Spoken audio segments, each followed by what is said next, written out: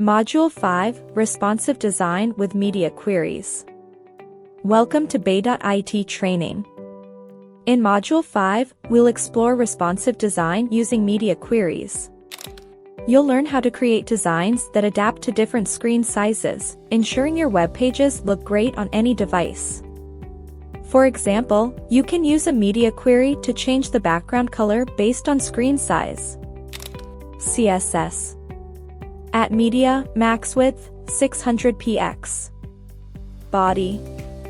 Background color, light blue. Exercises will help you practice these skills, and a lab project will guide you in designing a responsive web page that adapts to different screen sizes. An interactive quiz will reinforce your learning. By the end of this module, you'll be able to create responsive designs that enhance the user experience on any device. Let's dive into responsive design with media queries.